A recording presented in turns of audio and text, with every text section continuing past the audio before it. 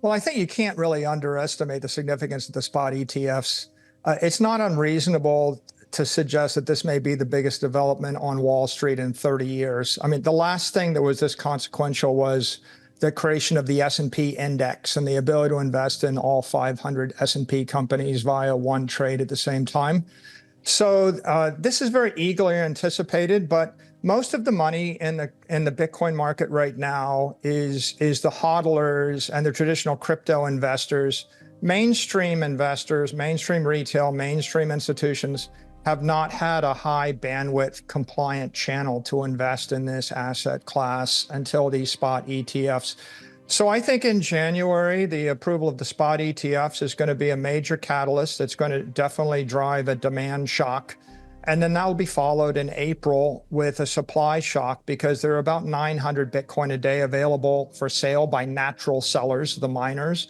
And that number is going to be cut to 450 Bitcoin a day in April. So it's a pretty big deal. We are closer to the final deadline for a spot Bitcoin ETF than ever before. Analysts have approval odds at 90%. With all the recent meetings between applicants and the SEC, I would put odds closer to 99%. This week, Michael Saylor went on Bloomberg and said the spot Bitcoin ETFs may be the biggest development on Wall Street in the last 30 years. Saylor believes the ETFs are going to drive somewhere between a 2x to a 10x increase in demand. This will be followed 3 months later by the Bitcoin Halving, a demand shock quickly followed by a supply shock. This is unprecedented for an asset class. It's why analysts are calling this the biggest moment in Bitcoin's life. Don't underestimate this milestone for Bitcoin. It's arguably its biggest milestone in its history. Make sure to stick around to the end of the video where Bloomberg analyst James Seyffart also gives the latest update on the Bitcoin ETFs and why it's going to spark a marketing war for Bitcoin.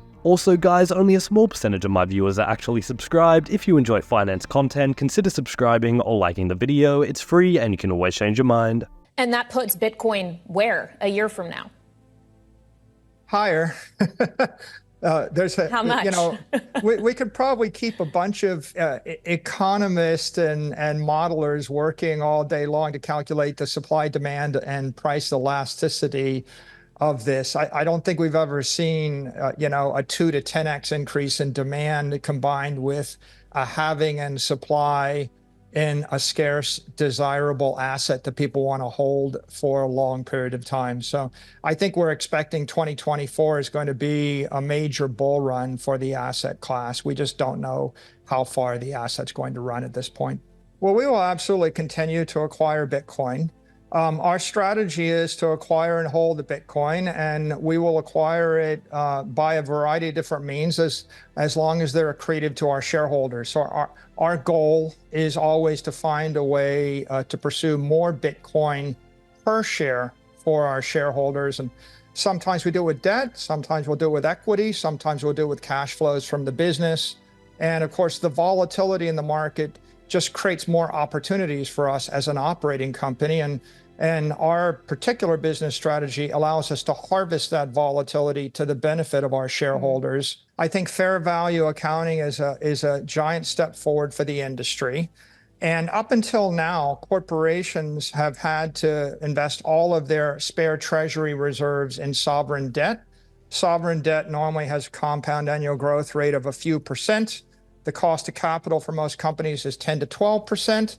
Bitcoin's got a compound annual growth rate of 40+% over the past 4 years, and even higher in the more distant past.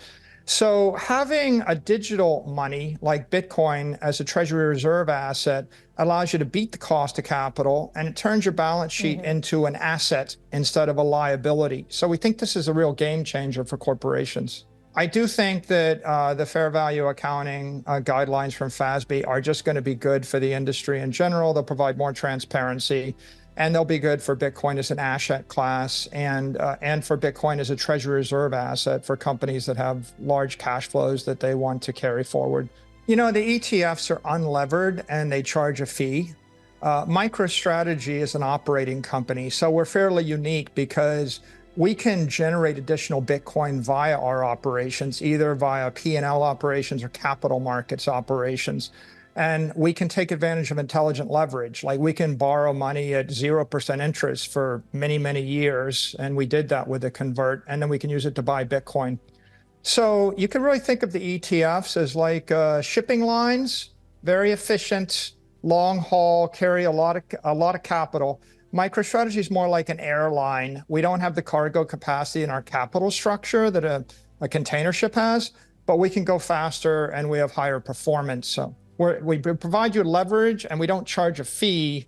And so if you can dig into our capital structure, you get comfortable with that, we offer sort of a high performance vehicle for people that are Bitcoin long investors. So there's Michael Saylor on why the spot Bitcoin ETF is the biggest development on Wall Street in the past 30 years. It's going to cause a demand shock, followed quickly by a supply shock when the Bitcoin halving comes in April. Now, Bloomberg ETF analyst James Saylor also gave an update on the Bitcoin ETF and why he believes it's going to start a marketing war for Bitcoin.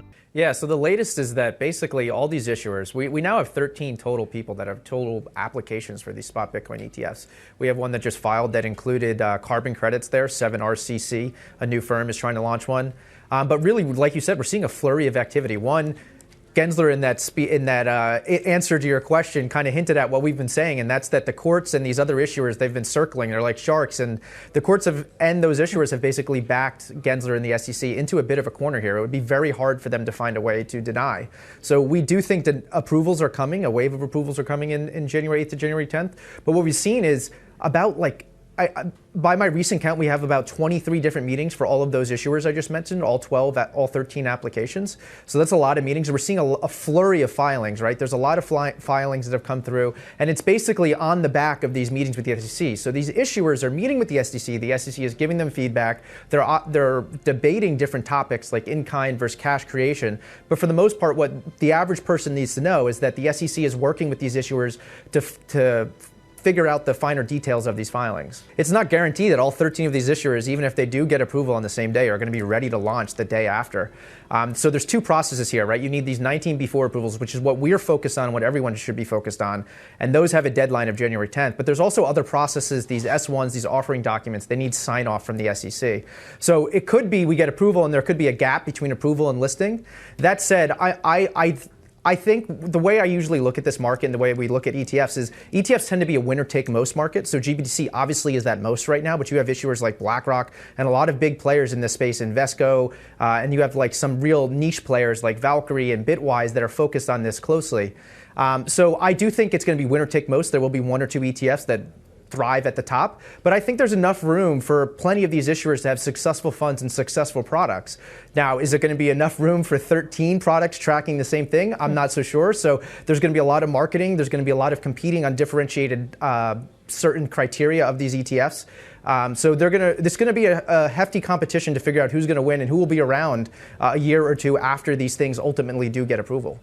So there's ETF analyst James Saylor with his latest update on the Bitcoin ETF. One thing is for certain, the approval of the 13 spot ETFs is going to create a marketing war over Bitcoin. Analysts predict that in the first 1 to 2 years, a spot Bitcoin ETF will attract $50 to $100 billion worth of capital. The spot Bitcoin ETFs are likely going to charge a 1% management fee, which means in the first 2 years there is between $500 million and $1 billion up for grabs in annual revenue, the majority of which will go to the winner of the Bitcoin ETF race, which leaves one question. What would you do if you were one of the ETF issuers that gets approved? The answer: spend an insane amount of money to capture as much market share as possible. In the ETF world, once a clear winner has been established, it tends to keep the dominant position. This is why Bitcoin is about to undergo the greatest marketing campaign in finance history. Financial juggernauts such as BlackRock, Fidelity, and ARK Invest will be fighting tooth and nail to attract capital to their ETF.